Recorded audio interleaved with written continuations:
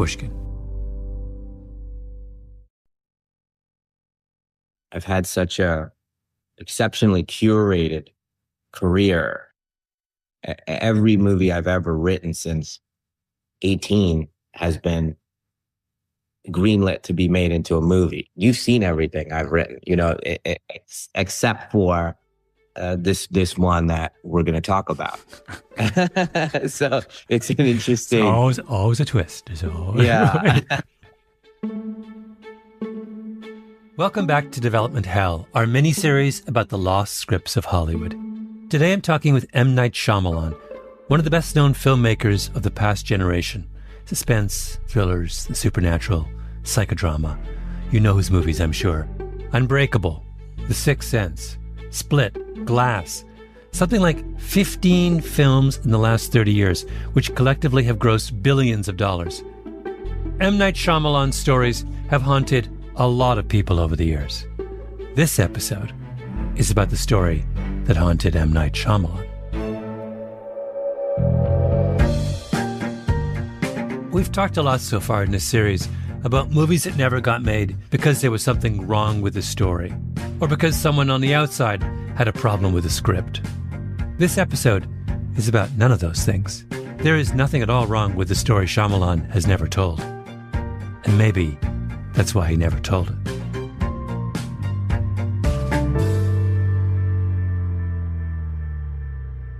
There was the first real script that I felt kind of lightning bolt inspiration that came to me. I was 22 and I just got married, and I wrote a kind of a love story, and it's called Labor of Love. And I was writing it, and I wrote it. I almost can remember everywhere I wrote it because it was such a special experience of writing. By that time, that was my third feature that I had written.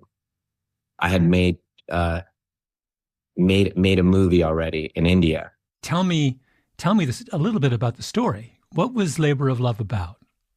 Labor of Love is essentially a story about an older couple, mm-hmm.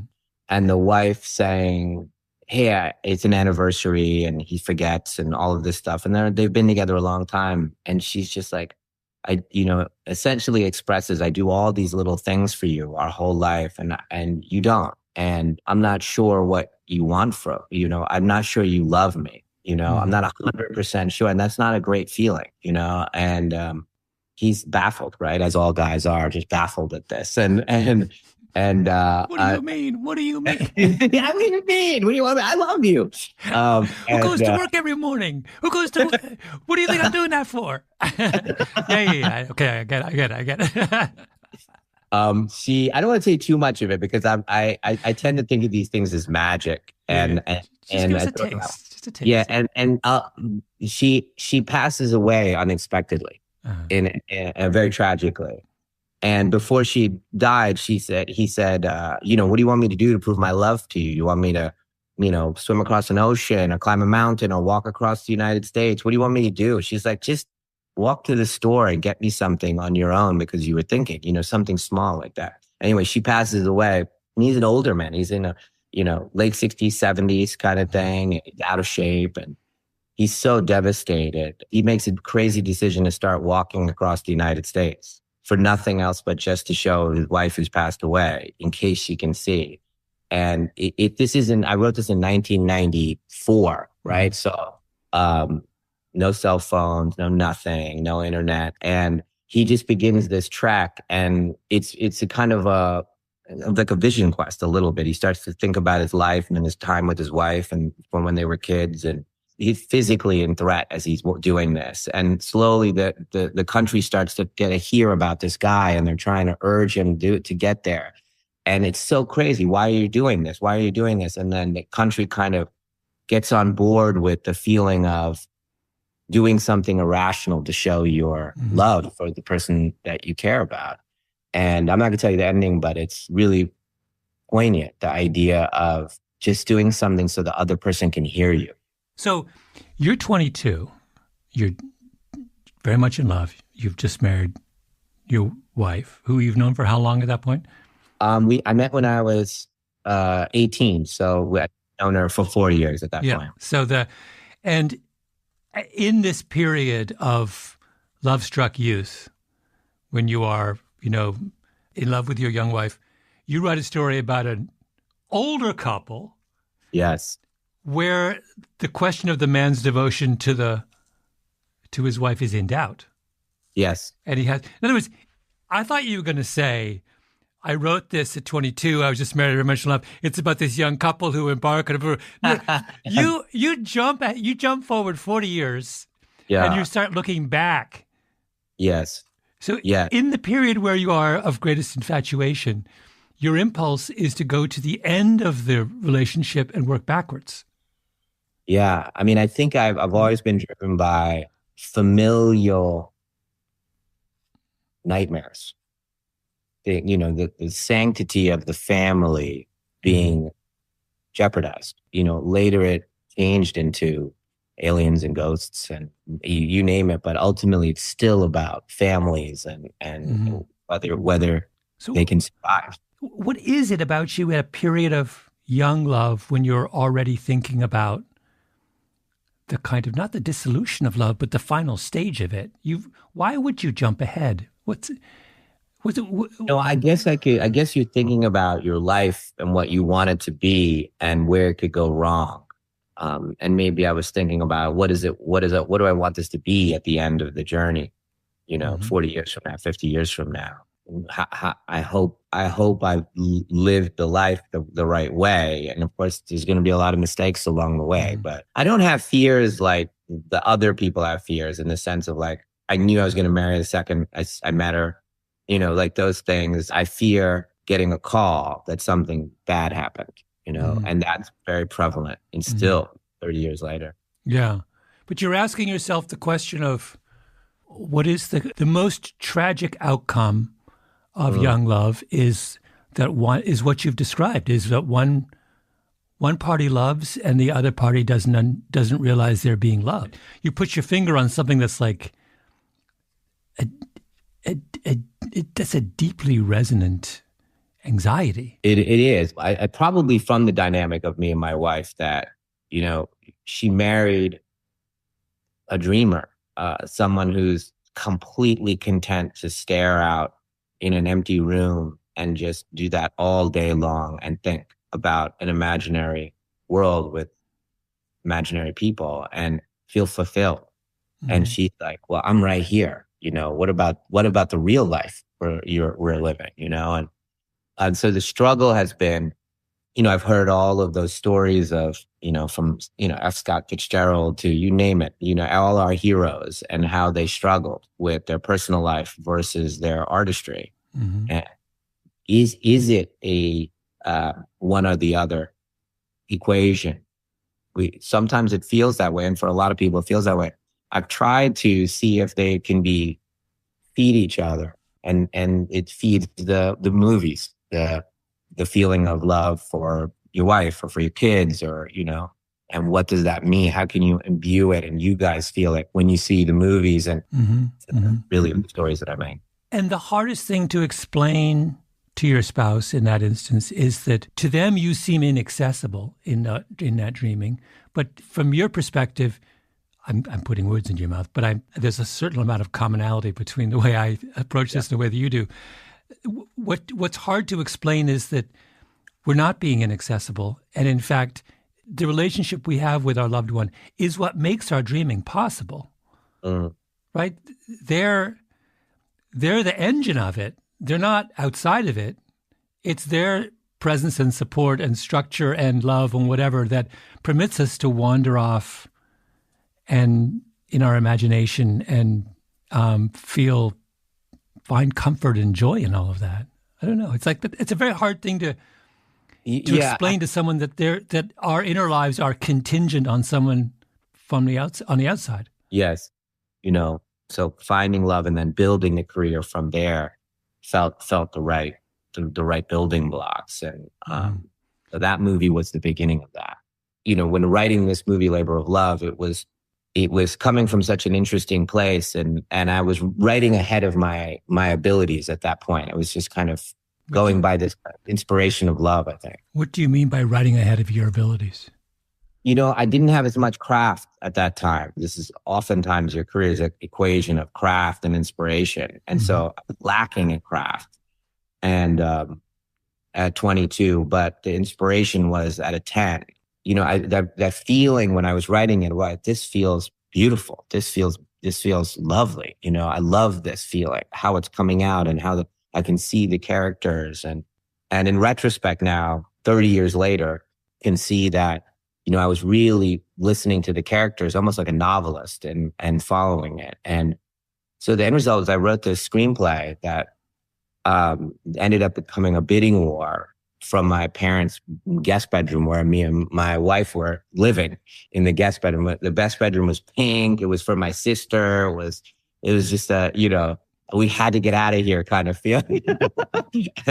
and this script went out and there was a bidding war and someone offered this amount of money and then that amount of money. And it was crazy. And I was a kid and I'd run down and I'd be like, Mom, they offered this amount of money. It's crazy. Mm-hmm. And, but I'd only directed this little movie in India and they saw it as a big, big movie. And this was back in an era of Hollywood where the entire system was geared at original movies. The system was built to nurture original movies and the spec screenplay markets, screenplays done on speculation was the kind of gold rush. And so if there was an incredible screenplay that came out, everyone would read it immediately and it would go in this bidding war because that was the food that was feeding the engine at that time to the movie theaters. And so I was luckily kind of grew up in an era where what I loved to do, which is original movies, was really celebrated and promoted. And so everyone bid on it and we sold it to 20th Fox. I was attached to direct and then I flew out and I put on my graduation suit, which I didn't because I didn't have many suits. So I wore my old suit and then they listened to me about how I would direct the movie. And then they subsequently fired me off the movie. So, and so it was devastating, just absolutely devastating. What did you do wrong in your pitch to be a director? That's really interesting, a question. I would say I wasn't a director yet. I had more practice at writing than directing. And of course, sitting in a room telling the chairman of a studio how you'd make a film and they're asking certain questions. And, I don't know if I had a chance at all, before I walked in there in retrospect. Knight, you're now, how old, 53? Yeah. You look, at 53, you look 30. At 22, you must have looked 12. You're absolutely correct. No one's going to give you $50 million to direct a movie when you look like a 12-year-old.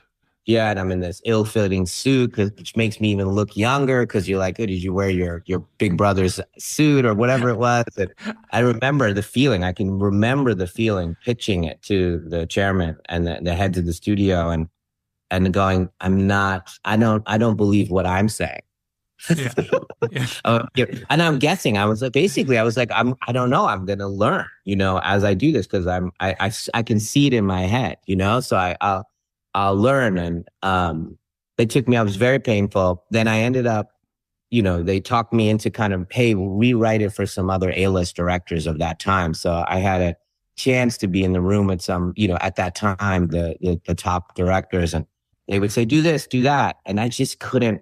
I would rewrite it and it would get worse. In retrospect, some kind of mojo curse I put on it, and it could never bloom into fruition. So there was lots of directors that 2 or 3 directors that tried. So what was really weird about this movie, it represented some kind of, connection with the universe. And I think for a little bit, I thought that was a one-off and that's never going to happen again. And that was the fear. That screenplay just became something of a mythic thing for me. Like, oh, I'll never get that back again. M. Night Shyamalan writes his masterpiece, and then he's haunted by it. More after the break.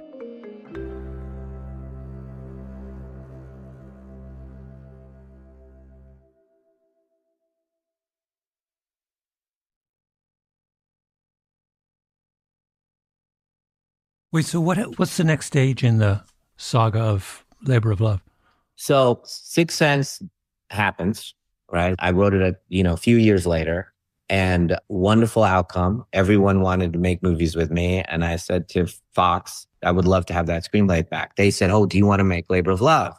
And I said, well, no, I'm thinking about making another movie, which was Unbreakable, that I was writing at that time about comic books, even though no one had making comic book movies. And I thought no one would ever see this movie, but it was something that interested me. And I said, I was really into genre now. I was like, okay, genre is my way.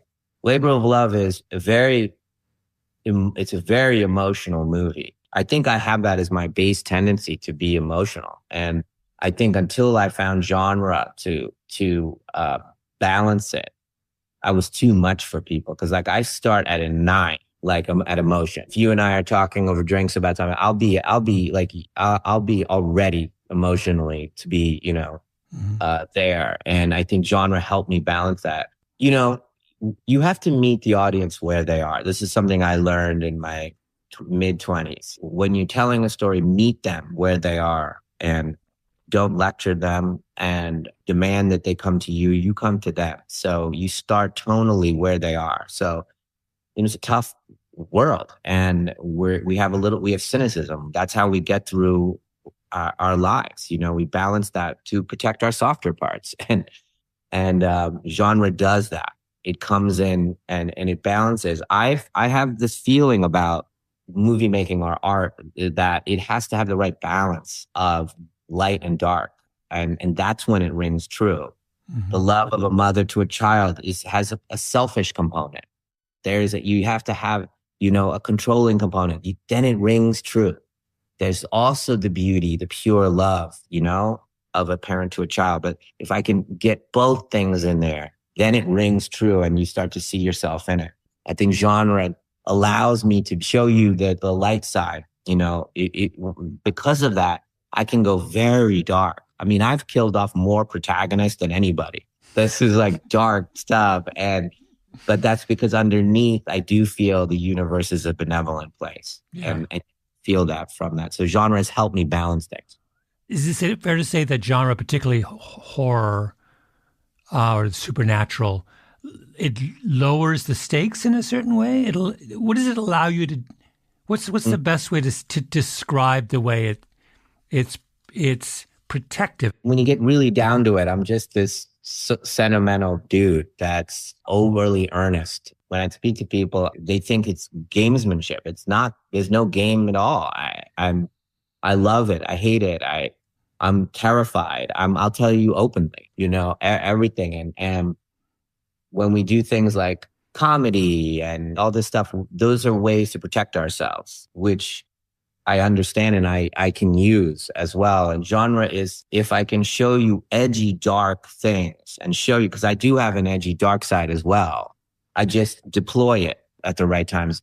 That allows me in the balance of things, in the audience's eyes, in their emotional journey. It's earned then when I do the car scene in Sixth Sense with the mom and the child. I've earned it by titillating them and scaring them in a certain way. There's a balancing act that goes on, which I think is important for me to acknowledge that this is a conversation with the audience. Yeah. That it's not just a lecture. Yeah. Labor of Love are you saying there's no supernatural? It is a straight?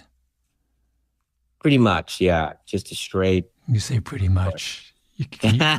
What is it? Pretty much. The reason I say pretty much is there's a tiny bit of spirituality and love. Yeah. And so that I do represent that in there, that things are bound a bit, that there's some, inspirational, magical things that happen sometimes, that's related to love. So that's all. But there is no genre in it, as we would say.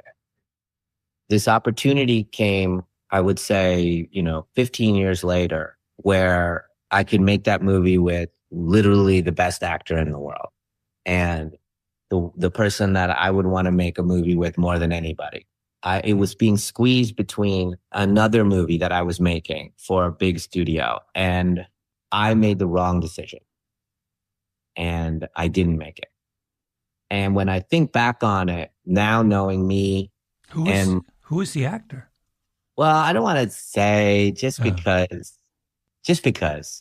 but because it's more about the emotional stuff that we're talking about rather than the kind of the titillation of it, of the names and things like that, if we can, because just because, you know, it meant so much to me and him, and I didn't do it. And it was literally because I just wasn't in the right place. And I was making destructive decisions at that time.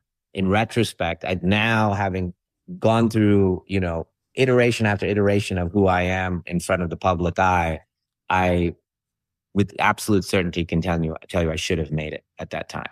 Dig into a little bit more why you didn't.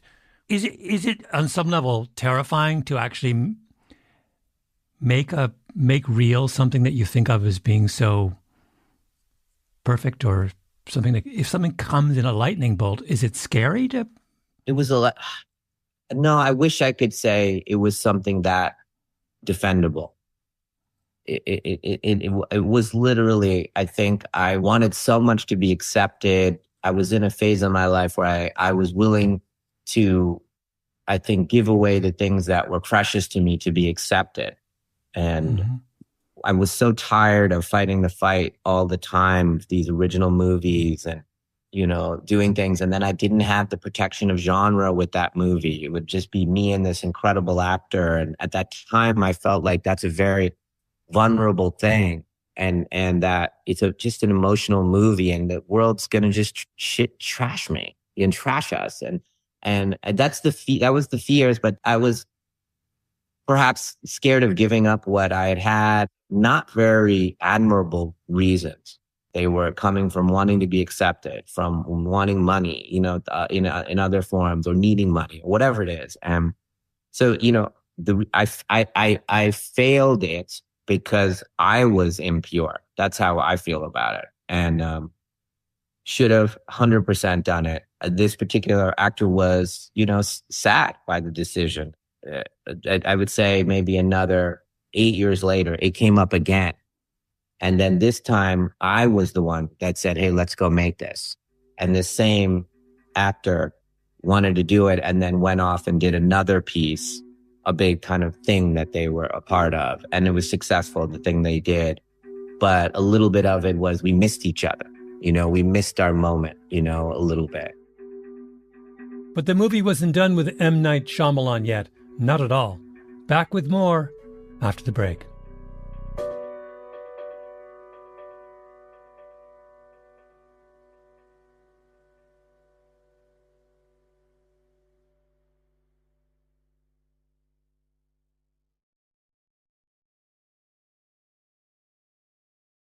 How does the way you relate to the movie, how has it changed over the years? It's 30 years have gone by. Yeah. Do you look at it and think about it and see it differently now than you did when you were 22? Right now, I wouldn't change anything about it, and we'd make it as a period piece in 1994. The music, the Moors, the time, you know, which sadly feels incredibly innocent. It almost feels like, you know, let's take a stroll around the garden, you know, I'm so tired from the stroll, let's lie down. It's like, you know, when we would see a period piece, we're like, wow, that really wore you out to go walk around the garden? You know, and that's how we feel about like 1994. Oh, yeah. We thought we were really being really bad when we did this. You were just talking with your boys in the basement. How sweet.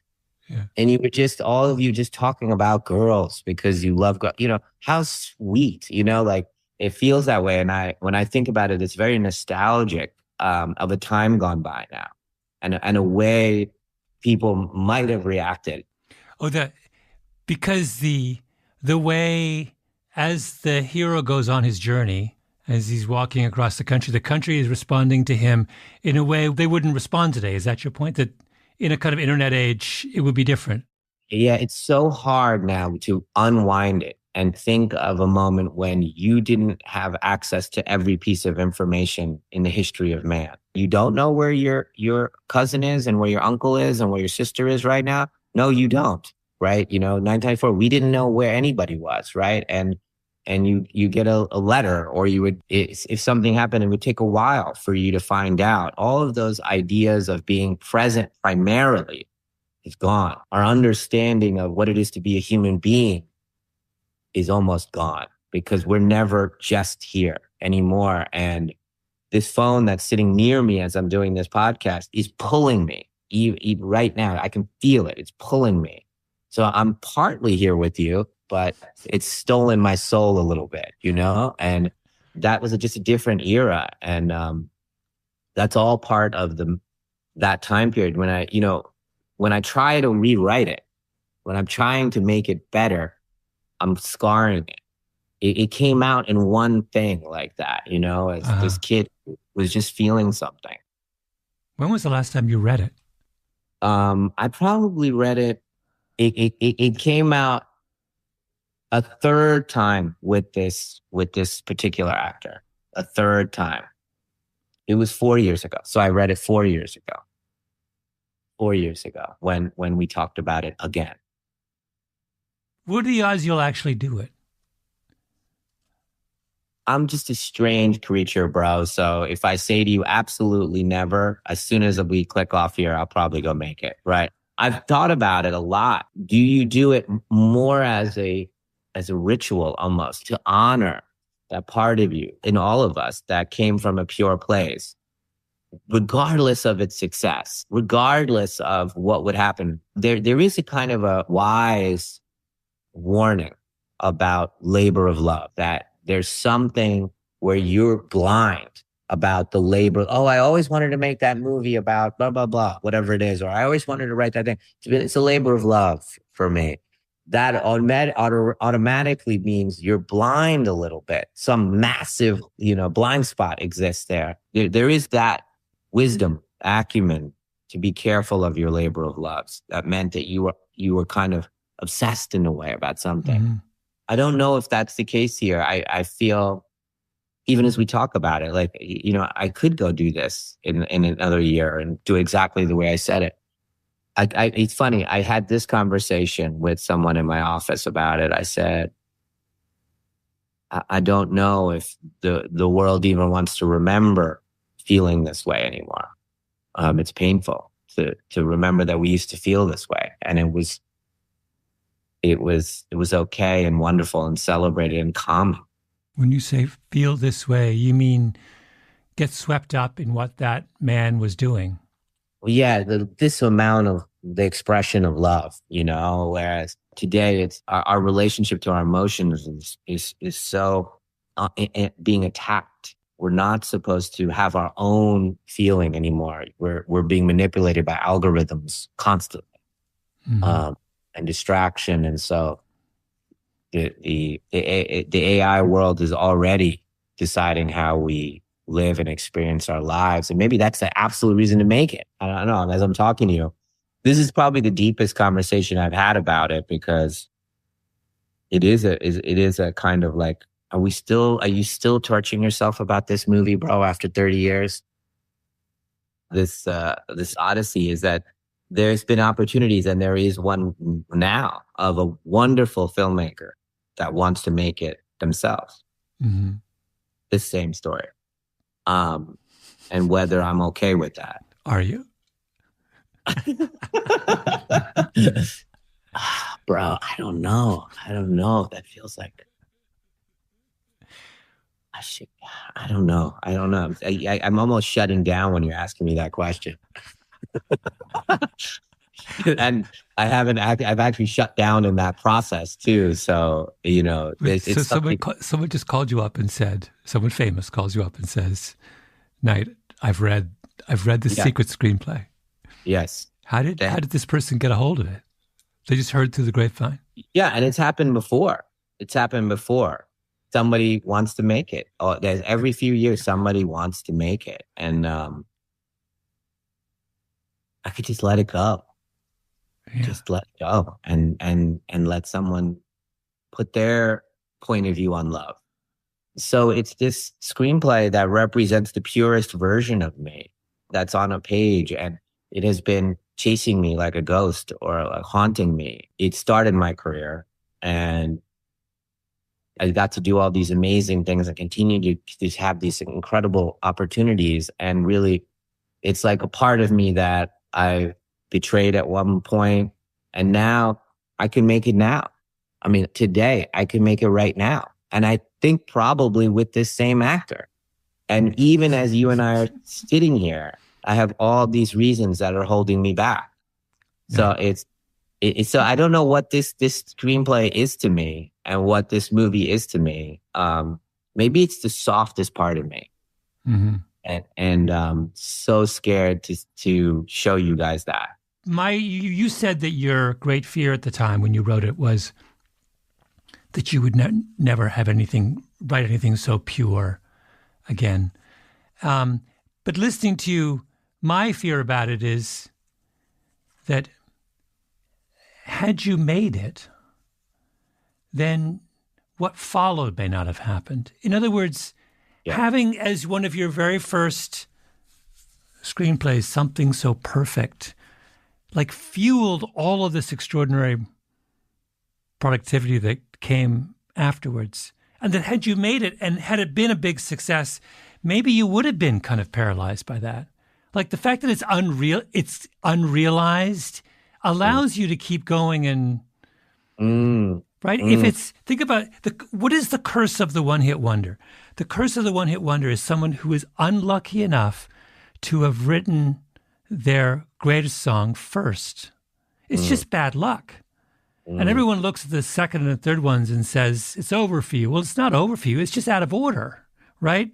Whereas the same thing, only put the one-hit wonders breakthrough hit 10 years into their career. And we think, oh, what a progression, right? Towards... Yeah, I mean, for me, I keep, maybe you're right. The unfinished nature of that keeps driving me. The movie I'm just editing now and finishing, when I think of it, I have a little bit of magic feeling about it. And I'm like, oh, this is reminding me of Labor of Love. When it's feeling effortless and right, you're going, well, where did that come from? Mm-hmm. How do you do that? And you're like, oh, yeah, that's how it felt at 22. But then here's the other fear I have. That what if you made it and it wasn't magical?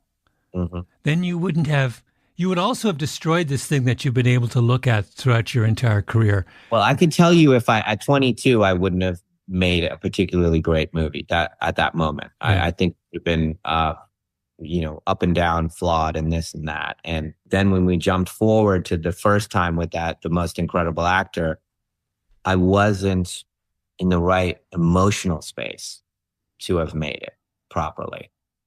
Now that we're really getting serious about it. Yeah. So that wouldn't have worked out either because I just was not where I am right now. One last question. What does your wife say? She was present at the creation. That's a great question. I think she's seen me torture myself for 30 years about this. In her mind, for a while, she kept asking me, why do you keep killing off the wife? Like in Signs. And she's like, why do you keep killing off the wives? And I'm like, no. It's because I'm so scared to lose you. She knows I wrote it for her. So it's kind of already in our lives. It already happened. It already existed and was made and was so lovely. I have this check from back when we used to get checks from 20th Century Fox. And it was my first check that I got. And I have it framed. It's in my office. Mm-hmm. So if you come to my office, which you will, and it's there. And then if you go into the cafeteria, there's a poster of a mock-up of a poster that 20th Century Fox made for Labor of Love. And that's hanging on my wall. So on my wall is all the movies I made and a movie that wasn't made. It's your own ghost. You've created your own ghost. True. Knight, this has been so much fun. Thank you so much. I really enjoyed this. You're so lovely. Thank you for having me on. I was learning something about myself too as we were talking. You're a good therapist, man. I was trying to get there.